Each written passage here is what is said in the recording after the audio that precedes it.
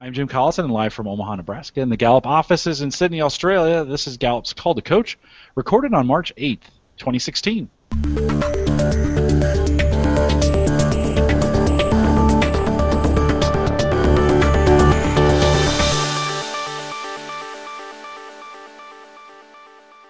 Call to Coach is a resource for those who want to help others discover and use their strengths. We have Gallup experts and independent strengths coaches share tactics, insights, and strategies to help coaches maximize the talent of individuals, teams, and organizations around the world. If you do have questions during this webcast, we do have a live chat room available for you. It's right below the main video window there at coaching.gallup.com/live. We've got a couple folks already logged in. We want to welcome you to it. We're truly international tonight, as I think we have Panama and the Philippines and Canada and the United States, as well as Australia represented. So we are truly broadcasting around the world this evening. If you have any, if you're listening to the recorded version or have questions about custom strengths coaching solutions for small, medium, or large organizations, send us an email, coaching@gallup.com, or use the contact form that's right there on the page. Don't forget to visit the Gallup Strengths Center. That's just GallupStrengthsCenter.com for all your coaching resources and StrengthsFinder training needs. You can also catch the video and now streaming and downloadable audio for offline listening. Many of you have been subscribing to these webcasts. We make them available as podcasts.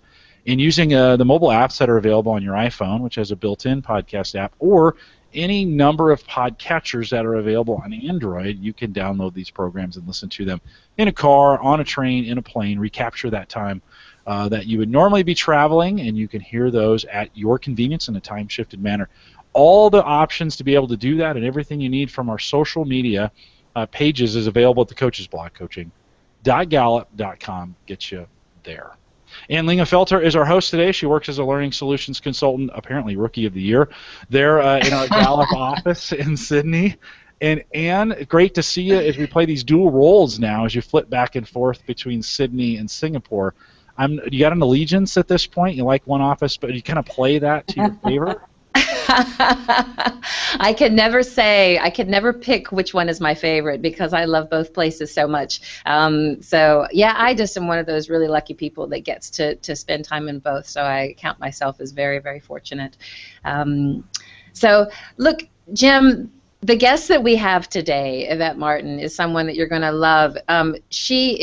She brings some really cutting-edge knowledge to the strengths practice, and I think it's very cool, all that she knows about the brain, all she knows about neurosemantics, and she has a fantastic background as well because she worked for Gallup for 5 years and was a principal here for Gallup in the Sydney office, and then moved into her own business, and her business is called What's Next, and it's dedicated to bringing the latest in neuroscience and neurosemantic research together with Gallup's strengths and engagement science. So what a fantastic combination. Yvette's top 5 are positivity, strategic, maximizer, activator, and woo. So welcome, Yvette, to Call to Coach.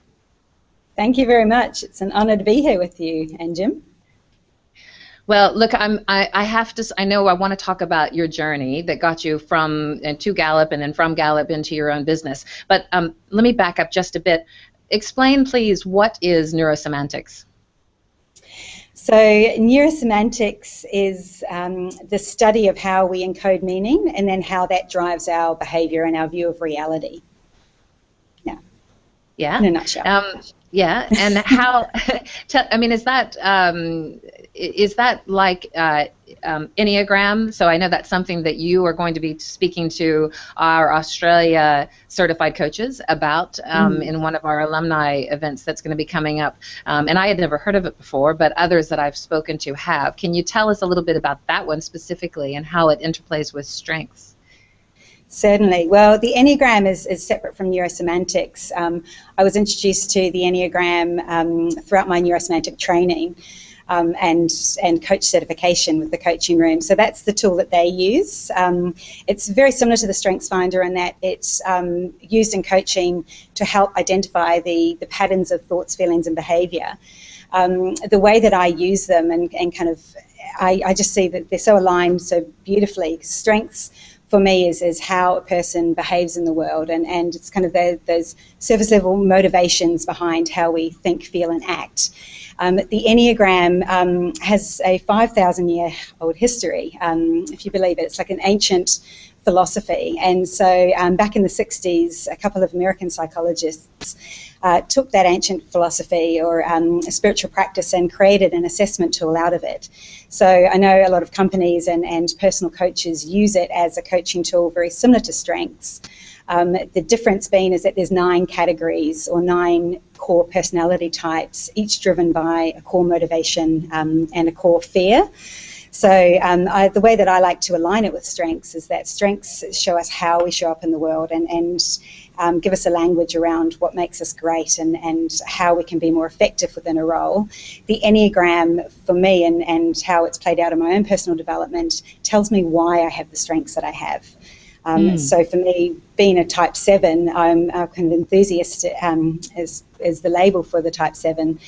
My core motivation is to have fun and have freedom. And my core fear is being trapped in boredom or trapped in pain. And so for me, when I look at my strengths, it kind of explains to me why I lead with positivity. And then how the strategic and maximizer and activator and woo all kind of play into it and help influence each other. And so if that's a little different then from the neurosemantics and the other neuroscience areas and research that you're using, tell me a bit about those. Yeah, I'd love to. And this is an area where I get so passionate about and I can talk about all day. For my own development and my top 5 strengths, having that positivity and maximizer, they play out for me very similar to learner, which is also in my top 10. So for myself, I want to be the best that I can be and the most effective in any position. And so just throughout my own personal journey and evolution as a coach, as a consultant, as a mother and a wife, I've just followed my passion and read different things that have led me to different courses, and now I use these amazing tools. So Neurosemantics itself is a framework for coaching. So there's the International Society of Neurosemantics, and it's a modality of coaching. So it's associated with the International Society of Meta Coaching, which just like the International Coaching Federation, it's an association of really talented, highly professional coaches that can help you get to what's behind the reason that people come into coaching. Is quite often it's not the reason they think that they're here for coaching, but it gives me the power to actually listen to the language, hear how they're encoding reality, what matters for them, and together with the strengths in the Enneagram to be able to give them really practical tools to achieve their goals. Can you give me a specific example, or the coaches that are listening, if they haven't had any experience with those tools, sort of an idea, a picture, bring it to life for us a bit? Yeah, certainly. So coaching in itself is such a powerful conversation. It's when I was first introduced to it, it was kind of the phrase was the most amazing conversation that you never take time to have with yourself. And so there are tons of different modalities of coaching out there, and the thing that attracted me to meta coaching and neurosemantics was it provided a really solid framework, and the certification process is one of the most rigorous out there. So as opposed to some other coaching federations or associations where you can do a course and do a set amount of hours and they provide you with certification, the neurosemantics and meta coaching per se, you actually have to be benchmarked and prove your coaching skills. So for me, it's a source of pride to know that I am Associate Certified Meta Coach, and that's been proven. So for my clients that really want that credibility, obviously the best way for them to experience it is to come and have a coaching conversation. But it just, for me as well, helps to provide a framework to guide my clients through, so that it's not just a great conversation, it's actually a great conversation that's practical and grounded for them based on what they truly want. So when you're working with them together with strengths and with the neurosemantics, do you agree on an outcome or what success is going to look like, and then work backwards from there? How does that process work for you? Absolutely, and that's a fabulous question. So for all of my coaching, the way that it starts is absolutely that clarity of outcome of what a client says they want is vitally important to clarify, not just for them, but also for myself, to help keep them accountable and support them in their goals. I've found in the past where I have been coaching without that clarity of actually why are we here and what are you hoping to achieve, it can turn into a very nice conversation, but again, it's not that practical or grounded. So typically for myself, if you're a new client coming to me, the first conversation we have is all about, within the meta-coaching world, it's called the well-formed outcome. And so it's examining what you're really here for, what brought you to coaching, and it's not necessarily just accepting I want to be a better public speaker, or I want to be more efficient in my role, I want to connect with my people better. It's using the tips and techniques that I have as a coach within the MetaCoach Foundation, that framework, to be able to go, okay, so why is that important to you, and to get really specific around where do you want this new skill. And so to be able to almost, by the end of that first conversation, have really clear metrics that we can measure our coaching against. So for me, it's all about my clients getting the best impact that they can have, and without being able to measure whether we're on the right track or not, again, it just becomes a very nice conversation. But without that real clarity around where we're going, we could be walking off in any direction. How I integrate strengths to that is the very next step is I send them the code, and my clients then do the strengths report assessment, and then we do a formal debrief. So I begin with clarifying the goal of what brought them to coaching, and then we look at, okay, so from a strengths perspective, who are you? How do you naturally show up in the world? How can we then use your talents and your strengths to achieve your goal? If you go back to that definition that you gave us earlier about for neurosemantics and being about the meaning that is attached to words, can you give us a specific example about that? Like how does that become problematic for someone, and how do you address it as a coach? Absolutely. So if I think of a specific example, I was coaching a senior executive. She had empathy in her top 5, so she had, if I remember rightly, it was empathy and developer with the 2 strengths that I'm going to say kind of were almost holding her back. But from a neurosemantic perspective, when we identified what the goals were, she wanted to be more comfortable with saying no and to challenging her team to keep them accountable, and to keep them on track to their goals. So using the neurosemantic framework, we were able to identify what she was really there for, and to uncover, actually, it's not about your team being effective, it's actually you feeling comfortable in all areas with saying no to people and creating your own boundaries. Then when we did the strengths profiling and starting to appreciate, well, hang on, she's got empathy and developer, and I can't remember the other top ones in her top 5, but helping her see that was almost like a raw expression of empathy. And so for her to be able to actually stand in her power as a leader and say, well, actually, no, these are my clear definition. This is, expectations, and let's agree on what you are going to deliver, and I'm going to hold you to account. It just helps to, for me in my coaching with the neurosemantic background, help to see that she was playing, there's a term we use as over-responsible. So she was feeling that she was over-responsible for her people. So to be able to use that coupled with her strengths to help her have the awareness that actually, well, what am I responsible for versus what am I responsible to, and where those boundaries lie. Very good. Let's take a step back. I'm very keen to know about how you came to Gallup, when you came to Gallup, and really your introduction to strengths, and then and a little bit also about your decision to then move on to start your own business. Yeah, great. I can talk all day. I'm so passionate about it. So I was so lucky when my husband and I relocated back to Australia. I joined a fabulous company, Stryker, and throughout they're a big client of Gallup's. So for those of you who know Gallup and the science, they're kind of what we call a full path client. So throughout the recruitment process and onboarding process with Stryker, I was introduced to the Gallup Strength Science.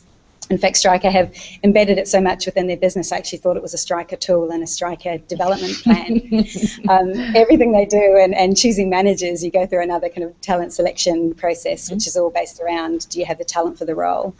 One of the great things about working for Stryker is we would have multidisciplinary meetings where there was no managers in the room. It was all just the sales reps, and getting together. One of the first conversations were, okay, what are your top 5?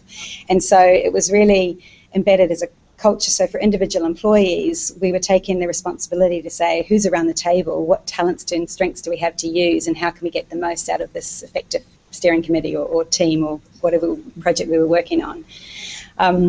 And then so after a couple of years there, I kind of reached that point, I suppose, it's quite common in careers these days, where I'd had 12 years in the medical device and pharma industry, and was really just looking around for that next step, and again, coming back to my strengths with the maximizer, the strategic and activator. It was kind of looking, how can I keep bettering myself?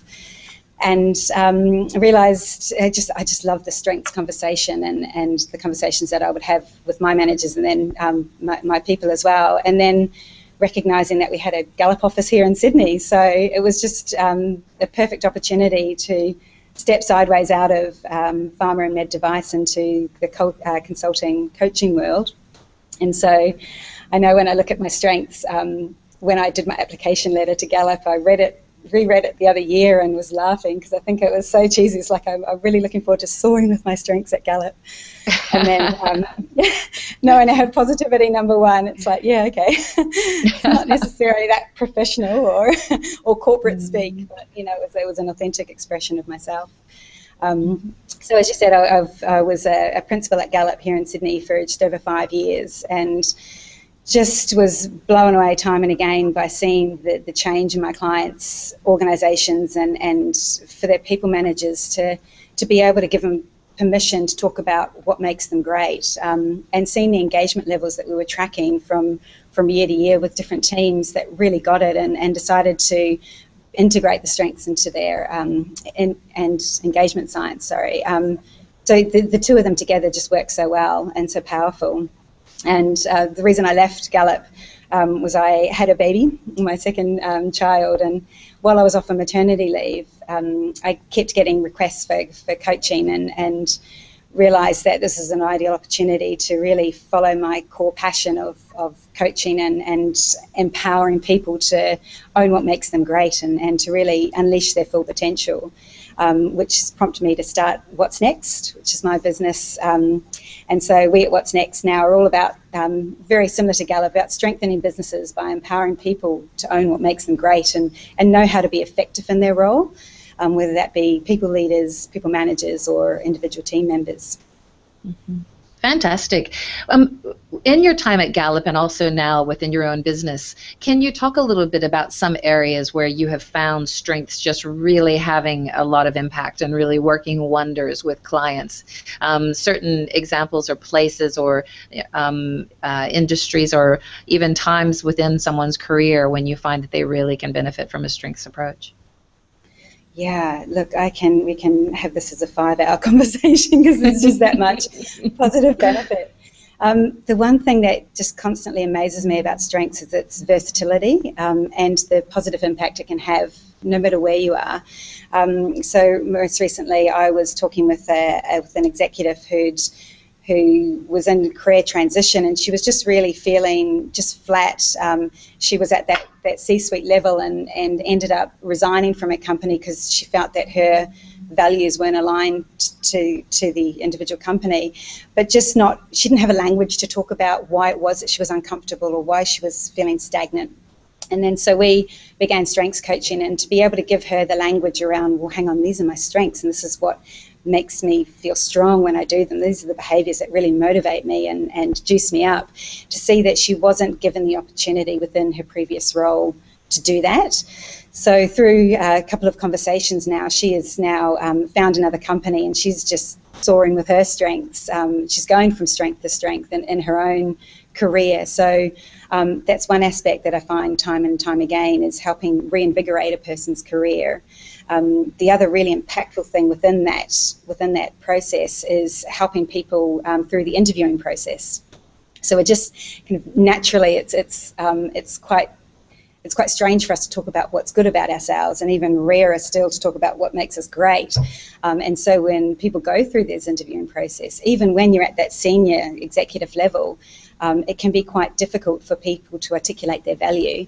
So having the strengths conversation and helping them name and claim their strengths really helps them to articulate what value they can bring. So again, another colleague of mine, Mike Gallagher, and I have been working with executives moving into board positions, and so being able to identify for them what value they can bring to a board, and how that can not only help themselves in their personal mission and their careers, but also help the board and strengthen the output, is really powerful. The other piece where strengths just continues to blow me away is in teamwork. So working with individual people managers on helping to transform their group of people into a high-performing team. And I know it can sound a bit cliche and there's a lot of tools out there that claim to do that. I know the other thing with team is, there's no I in team, but in my experience, there's a whole bunch of me's. And so I think, if you take the M and the E out of team, there is a big me. And unless you actually talk to the individual motivation of every single individual team member, you'll never get that high-performing team. And so it really, with strengths, is a real sweet spot to help each individual own what makes them great and know what value their individual contributions make to the wider team. And then as a team come together and have that conversation, okay, so we know who now is around the table, how we're going to use what talents and strengths that we have to achieve our goals. Tell me a bit about how you use Q12 together with strengths. I heard you say something earlier today about that you felt that the pairing of those two instruments was one of the most powerful combinations you had experienced in your years of coaching and working as a consultant. Can you talk a bit about that? Absolutely. So to your words, which I think were paraphrasing my words, which is probably why I thought they sounded really good. They do. It's like, wow, that sounds smart. Yeah, they've just got so much power together. So the beauty of the Q12 being a really simple diagnostic, that now that it's available online, for any people managers out there, go do that with your teams. It's such an insightful snapshot into the thoughts and the feelings of your team members. To be able to couple what that report gives you as a people manager with your strengths profile, and to have the permission to open the conversation to say, okay, so this is a snapshot in time of the engagement of my team. I know that these are 12 statements in the Q12. If I can get my team members strongly agreeing to the majority of them, I'm going to get a team that's more productive, they're more profitable, there's a lot less turnover, I don't have to worry about absenteeism and safety incidences, they're going to be the strong, cohesive unit. To couple that data with the strengths profile about, okay, so who are you uniquely as an individual, helping them name and claim that from an individual perspective, but then also bringing the tangible aspects of, well, as a manager, what the output of my role is, I really need to engage and support my team to do their best. So coupling those two reports helps to open the conversation as to why the engagement metrics or that data may be what it is. But not just the why, but also how are we going to go about improving it. It's just tangible and practical. It's the whole picture, isn't it? It's the measuring, and then it's the roadmap for where you need to go, where you need to be focusing in order to have a successful team, and then it's the strengths of the intervention. So it is. I agree with you. I find it to be a super powerful combination. We talked a bit about before the show. We talked a bit about some of the key ideas that really drive you and your practice, and there were some great things that you talked about, one being energy flows where attention goes. Can you talk about that? Yes. So this is one of the basis neurosemantic presuppositions, is energy flows where attention goes. So from a neuroscience perspective, we now know the brain gives you what you ask for, no matter, it doesn't know what's right or what's wrong. So where you place your attention is what you're going to bring more into your life. So the whole idea, people listening to this are coaches, there'll be nothing new about focusing on the solution rather than a problem. I find that strengths helps to provide that positive focus, or that solution-based lens to view whatever the problem or issue or challenge is. And so in my own life, understanding for me that energy flows where attention goes. So the more we focus on what's wrong with ourselves, or fixing weaknesses, or the problems with our teams, the more we just create they kind of reinforce the neural pathways that have created that perception or that issue in the first place. So again, understanding that my energy is flowing where I put my attention, so why not put my attention on what I want?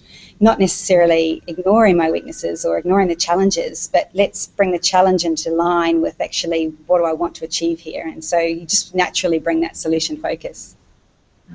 No, it's fantastic, and when I'm a cyclist, and one of the things that you learn when you're learning your bike skills as a cyclist is that you should always look at where you want to go. So if you're riding up and there is an obstacle that you're really afraid you're going to hit, like a pole, or you're trying to go through a very narrow gap on the bike, you learn early on that you must always focus at where you want to go and not what you're trying to avoid, because that is always where you'll end up if you're looking at what you're trying to avoid. And it's just another way of saying exactly what you've just painted that picture there, and I think it's a really great little Absolutely. quip you've given us. Another one you talked about. So I was going to say it's the reason behind when we want to buy a new car, if we're looking, say, at a Audi Q5, and then all of a sudden when you walk outside, that's what you see. Everywhere there's these Audis Q5s. It's because that's what you're focusing on. The same reason if you've ever been pregnant or had partners that have become pregnant, all of a sudden you see these pregnant ladies everywhere, and they've always been there. But just from a neuroscience perspective, you can't focus on everything. We just wouldn't operate in this world if we did. So again, it's coming back to what we were talking about with the clarity of knowing your goals, knowing what you want to achieve. Even just clarifying that from a coaching conversation can be so powerful, because all of a sudden your attention is now aware of what you want. Your energy just naturally flows in that direction. Absolutely, and we read a lot of research around once you articulate and actually verbalize or write down your goals, they're so much more likely to happen simply because you've gone through that action. So it's brilliant. Another thing that you've talked about was you said just because you were born a dog doesn't mean you can't be a hot dog. Can you talk about that? So I love that quote, and that's become something I've seen quite often. It actually started from a dare that a friend of mine gave me when my first client project out on my own after Gallup. We were looking at putting presentations together and came across this picture of this little sausage dog, and it was a puppy, and somebody had put it in a hot dog bun, and it's just both, she's high positivity and woo as well. It just really tickled our funny bones. We're like, I have to find a way to use this image in my presentation. So it really for me highlights a point that it's almost like a common misperception of strength. So I've talked to managers before that say they only want to hire a salesperson with woo or competition, or I can't put that person in public speaking situation or PR because they don't have communication. And so the idea that our strengths can box us in, and if we don't have a talent, then we'll never thrive in that role. For me, the way that I've seen strengths used, and certainly how I use them in my own life, is again coming back to clarity around that goal. What do you want to achieve? And for people managers, if you want a team of hot dogs and you've been given dogs, how do you get them using their own natural talents and what motivates them to actually achieve that output? And so for me, just because you were born a dog doesn't mean you can't be a hot dog. For me, the process is around how do we articulate what you're naturally great at, and then put you in a position to use those strengths every day so that you can achieve, your goal of being that hot dog. I like that. You mentioned that you don't necessarily agree with the idea that you can't be anything that you want to be. Can you talk a bit about that? Yes. So I suppose this was Gallup are very much. I think one of the quotes from Don Clifton is you can't be anything that you want to be, but you can be a whole lot more of what you already are. And I do agree with that to a point. I suppose from what I've seen is with the meta-coach and neurosemantic background and what we now know about neuroplasticity is it is possible for us to change the brain. So if we talk about our strengths being those 4-lane highways in our brain where naturally we just flow and they're behaviours that make us strong, if we want to get into public speaking, but right now it terrifies me, there are ways to use our talents to achieve that output. So I know there's the article that's actually a really old article now, but I still think it's one of Gallup's best in the strengths world, called The Talent to Communicate. So I recommend coaches, if you haven't read it yet, go read it. And it's all about going, okay, so let's identify what you want to do, in this case, public speaking. Let's work out what strengths and natural talents you have already. How can you tap into those behaviours and the motivation behind those talents to help you achieve that outcome? And so it's a whole bunch of reframing in the mind. The end behaviour is exactly the same as what terrified you in the beginning, but also from a wider personal evolution perspective. Pushing ourselves through our discomfort zone can really help us to grow and lose some of the fear that holds us back. A lot of my experience in my personal life, but also for clients, appreciating that fear is really just a mental thing. And it's often the story we tell ourselves about something that holds us back. And when we actually step out of our comfort zone and we put ourselves out there, we recognise that it was just a limiting belief that was holding us back. And again, we're free to fly. So, one of the power of the strengths is actually just giving people a reframe or the confidence to give something a go. Yes, and it's necessary too, isn't it? Because for all of us, there's aspects of our job that are not our favorite areas, or things that we necessarily feel that we're that capable or empowered in. So we do need to have an approach in a way we can reframe things so that we can address those and move forward in those areas. Another saying that you use that I love is the only place success comes before work is in the dictionary. Yes. Yes. So, and that you really need to be able to do your own push-ups. So, what does that look like in your practice and with your clients? Yeah, and this is a real tenet for me that's enabled me to build a sustainable coaching practice as well. So I think a lot of strengths coach that I've spoken to out there, they will have the initial debrief and the conversation with the client around kind of the naming and the claiming strengths, and there's confidence to be able to do that. But then there's often the question of where to next or what's next, and so for me, kind of the idea that, well, hang on, the only place that success comes before work is in the dictionary is you've actually got to do the work on your strengths. So that initial debrief is not enough to help integrate fully into your life. For myself, I've been working with the strengths tool in one way or another for nearly 10 years, and I'm still getting insights into how my strengths and talents play out in my life and how they hold me back or sabotage my own desire to achieve what I say I want. So for my clients and myself is the idea that, like I use the analogy of, if you want to get fit, one of the most effective ways to get fit is to go hire yourself a personal trainer. And so obviously the analogy is that strengths coach. And so a personal trainer is going to look at you, they're going to look at your body type, they're going to work out what's best for you and your current capability, your current body dynamics and how best to get you fit in the most efficient way. And so I use that analogy for me as the initial strengths debrief. It's the report and the beginning of the process of naming and claiming. But to become fit and healthy, you can't pay that personal trainer to then do the work for you. You've actually got to still show up at the gym. You've got to do your own push-ups. You've got to do the work in order to transform your body and bring that health to you. And strengths is exactly the same. It's an ongoing journey about bringing conscious awareness into, okay, so what went right today? What went wrong today? What frustrated me today? And then looking at my top talents and understanding my patterns of thoughts, feelings and behaviour.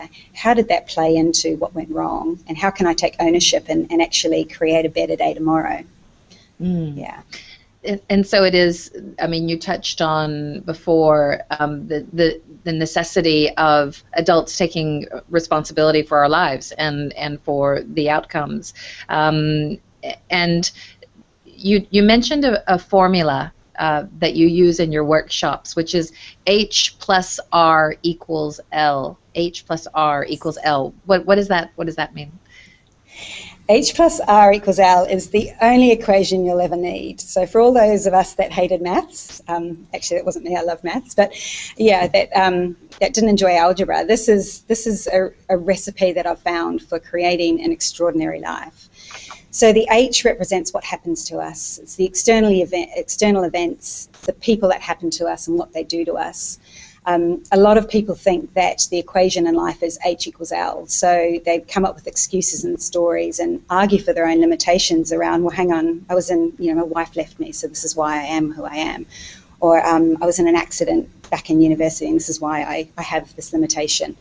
What they forget is that R component. So H stands for what happens to you. R is your response or reaction.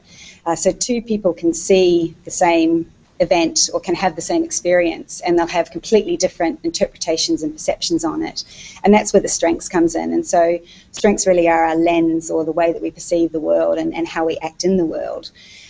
So for me, if you want to create a better life, to improve that L and make it shiny and glossy and everything that you can be, the main area of control you have out of that equation is your R. And so getting to know your thoughts, feelings, speech and behaviour, getting to know what drives you, what motivates you at that core level, can really help you to have the moment, to have the power in that moment when something's happening that you're not enjoying or that doesn't fit with your values, to choose your reaction and to choose your response to create a better life. And is that when you're, in a previous conversation you and I had, you had talked a little bit about learned helplessness. Is that sort of the same area? That is a huge area, and a lot of my clients who are HR leaders or org development leaders, one of their biggest issues, in fact one of my favourite clients is quite often saying, I just want my people to get on the bus, and they sit there and it's like, they turn up every day and it's like, what are you going to do for me today? And helping people understand that taking control of our lives, especially we're all in the workforce, we're all adults now, we don't need mothering anymore. That might sound quite harsh, but if you're not happy in your role, then you have the ability to change that R. So the learned helplessness, I think, is part of our corporate workforce, where it's acceptable to sit around at lunch and whinge about your boss or moan about the workload or have a groan about what they're expecting you to do today. And that's the H part of the component. And so if you just sit with that and accept that you have no say in it, you kind of fall into that pattern of that disengaged mindset. But to challenge yourself to say, well, this is your life. You only get one life here. These are your heartbeats. You're spending 70% of your life at work. It's important for you to feel fulfilled, feel motivated. I talk from a biological perspective how carrying the stress and the negativity around with us affects our health. So our own personal well-being, which again, Gallup have so much wealth of research in the well-being space to show why it's important to own your own engagement. And strengths can really help with people doing that. So for those that don't feel comfortable having the conversation with manager about, hey, I'm not set up for success, strengths can help give them a language to have that conversation. It gives them permission to be able to say, listen, these are the talents, this is what I can bring. Let's talk about how I can play to my strengths more within my current role. Very good.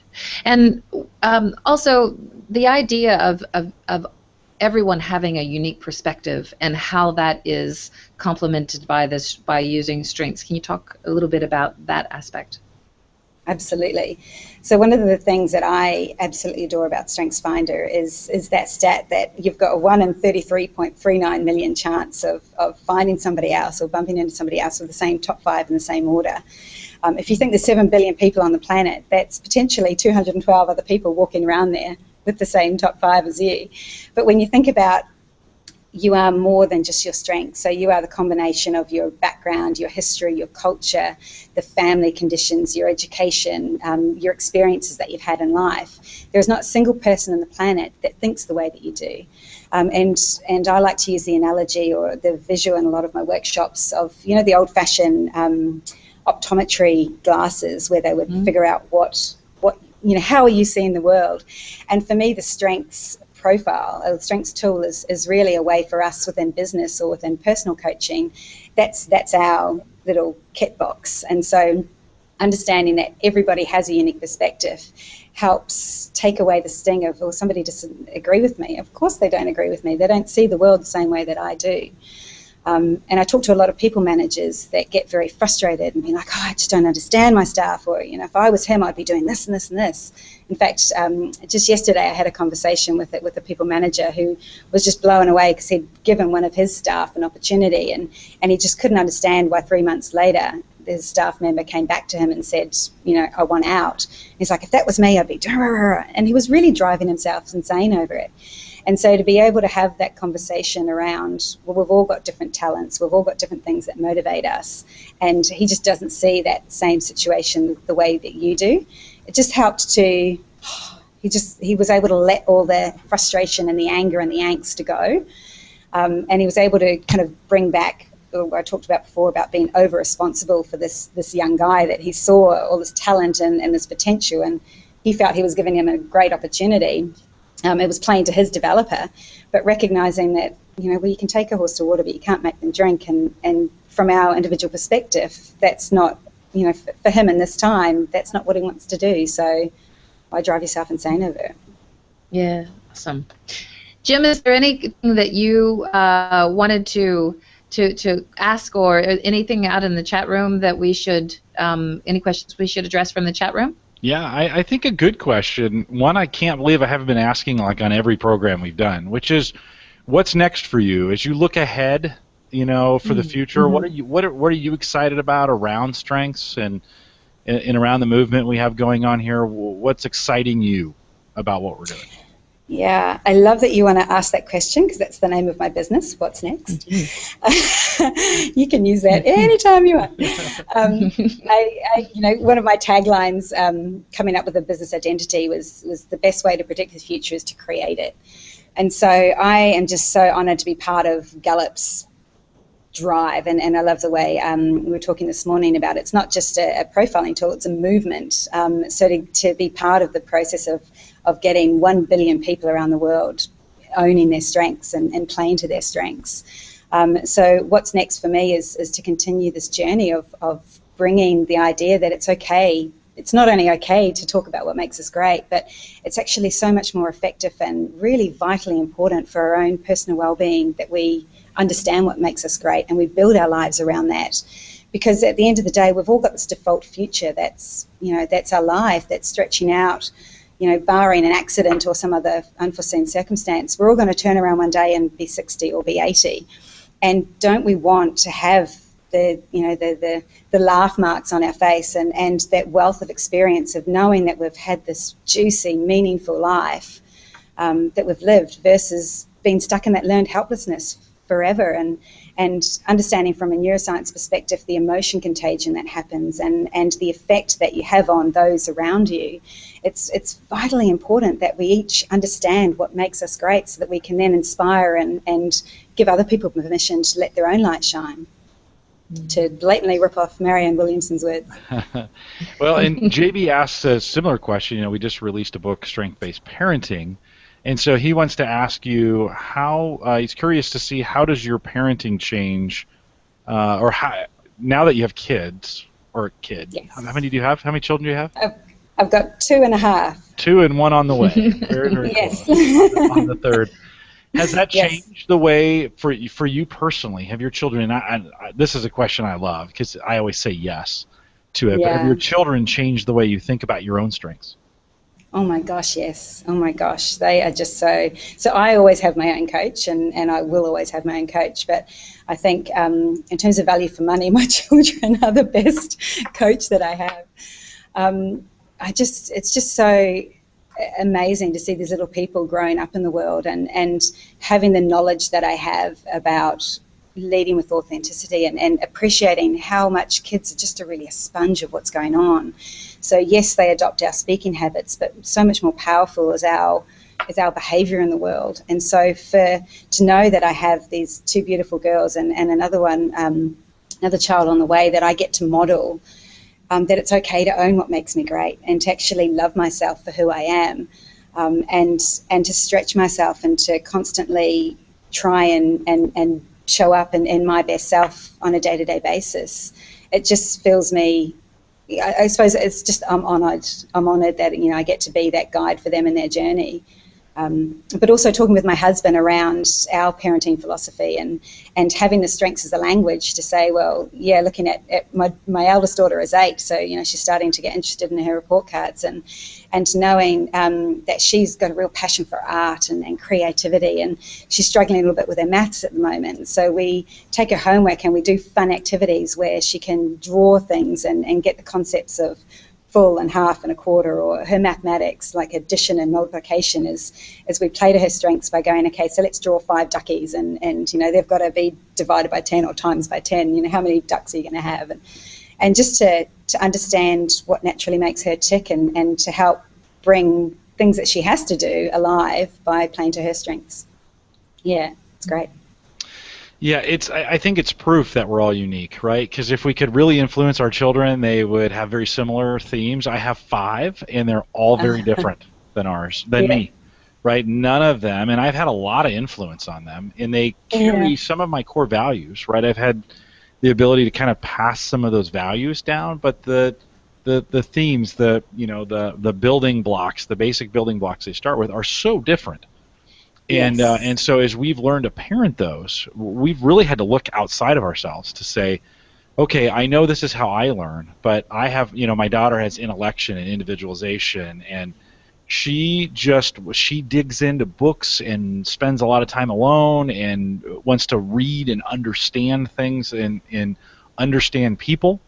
And I just couldn't. But that has changed the way, like when we look at that situation, I kind of look at the way we've parented her, so much different, but I learn more about myself because I see the contrast in the themes that way, right? Sometimes in our children who are us, right? They're many versions of us, yet they have these different talent themes that kind of contrast who we are, and that makes our own stuff shine, I think, in that way. So have you seen, as you're parenting the children, have you seen that contrast in maybe some strength spotting with them where they contrast to who you are? It's actually really funny you say that. And so, again, with my eldest, my youngest is only 20 months now, so kind of she's just, her 2 favorite words are mine and no, so, she's like all over the command aspect. But with my 8-year-old, it's amazing what you said about having your own strengths reflected back, or appreciating how my strengths play out in my interactions with her. And I have to be quite aware, because positivity for me is such a driving strength. It really infuses everything that I do. Sometimes she just wants to be in a funk, and she just wants to have a bit of a wallow and a bit of a whinge, and appreciating that I'm going, okay, let's find a solution, and let's, energy flows where attention goes. She's like, yes, Mum, energy flows where attention goes. But sometimes it needs to be okay for her to not be happy, or to not be focused on getting the best out of any situation, and really appreciating where my own desire and what I'm about to say to her, understanding from her perspective how that might be seen. And I don't want it to come across as I'm disapproving of her, or I'm not, I'm showing kind of, it's almost like my love is only there if you're happy. And so it's been really important for me to be aware of how my own strengths play out as a parent, which, is a very similar conversation that we have to people managers, right? So as a people manager, you want to be able to influence and motivate and inspire your people, but how are you coming across? And even though your intention might be there as to, if you were using positivity as an example, to energize and enthuse, maybe sometimes people actually just need to sit and take the time to understand how they got into a funk, or they need to go on their own journey, so to speak. So being aware of how you perceived, I think, is really important. And I had my 17-year-old daughter the other day said, Dad, you even use your woo in communication when you're leaving a message for somebody. And it was interesting, she's picked up on the inflection and the winning, and I'm leaving a message for someone on the phone. And we had some great conversations. This is where I love my teenagers, because we have just had some great conversations about them and about me and about us together. Nice. And that is so rich. I would not trade that. And you're probably in the same boat with your kids, right? I would not trade those. From a coaching perspective, man, I love my employees, but I really love spending time with my kids, talking about what they're best at, and that's just fantastic. There's nothing better. So so Sophia came home from school the other day, and she was saying that she sits at a little table with 6 others, and she's at that age now where they're like, does Santa Claus exist? Does he not exist? And one of the boys was apparently upsetting one of the other girls by saying, of course Santa doesn't exist, and you're such a baby. And Sophia was telling me the story, how she said, well, actually everybody has different beliefs, and everyone can choose what they want to believe, and we all see the world, or we have different tastes, and she was in her little 8-year-old language relaying this conversation back to me, and she said, and the other people around the table were like, yeah, we all have different tastes. And so for her to understand that, I'm just like, oh, that's awesome. Yeah. Yeah, you've done well, Mom. Yeah. You know, it is. Yeah, no, that is great. It's great to see it when they take the teachings that they've been exposed to and start applying them in their lives, and then go well beyond you. It is amazing. Look, Yvette, as our time starts to wind down, I'm keen to know two things. One is, of the Gallup resources and the coaching community and those sorts of things, what tip would you give those who are listening to say, don't miss out on this, make sure you take advantage of this, this is something that benefits you all the time? That's one question. And then the second one is there anything that we haven't talked about that you feel is really important that we touch on and don't miss out on before the end of the show? Two great questions. So for me, having worked at Gallup for a start, and actually having had just over 5 years of experience of using the tools and the science, and then doing the new version of the Accelerated Strengths course, I still learnt new stuff, and I was still able to find value in that. So for one, you know, if anybody out there has got colleagues that you work with that are using the tool, because I know Strengths been around for ages. I know there's a whole bunch of people out there using the books, but they haven't done the formal training. I would say, as much as you can, go recommend people to do the course. The other thing that I got out of the course, which I'm still constantly blown away, and even after 5 years of resources and coming up with great content at Gallup, the kits are so awesome. And whenever I get a new client, I'm still constantly using them, and even just going back and playing around with them, and I come up with new ways of using them. The Yammer feed, I'm not a good I don't speak computer very well, so I've recently only kind of tapped into that, the alumni network, and just the wealth and the generosity of sharing is just phenomenal. The questions that you can ask and the support, and everyone's just so eager to offer advice. I don't know if other centres around the world do it, but if you don't do it, then one thing they do really well here in Sydney is the alumni events, and so tapping into networks that you can find fellow strengths coaches that have different backgrounds to you, but you're talking the same talk, but you can share ideas, and that's been the biggest, I think, success builder in my own business, is to be able to find these like-minded, really juicy individuals to partner up with, and you know, kind of going from the great environment at Gallup and then going out to be a solopreneur, as they call me, you know, to be able to have that team contact, so, you know, I'll call almost daily, and we'll bounce ideas off each other and celebrate each other's wins and share ideas and resources. Really tapping into, again, to kind of that coach network around the world is so, yeah, very, very vitally important. Fantastic.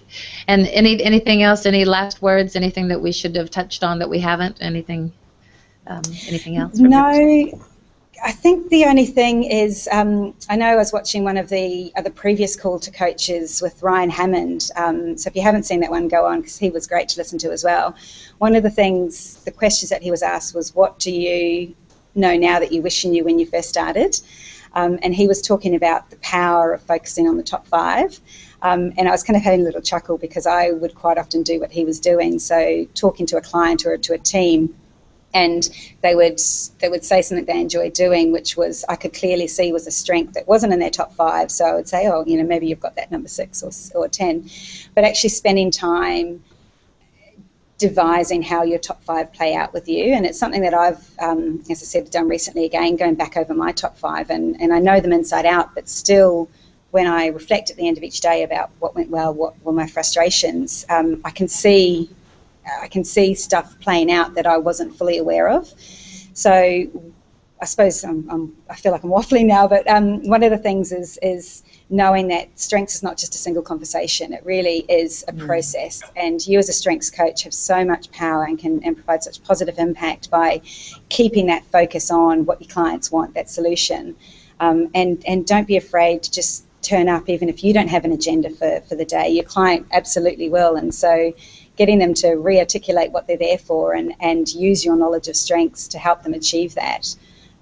Sell coaching packets, not just one-offs, and actually be there over the long term for them. Yeah, absolutely. Fantastic. Thank you so much. You've given us a lot of great advice and perspective to work with, I think, so we really appreciate your coming on.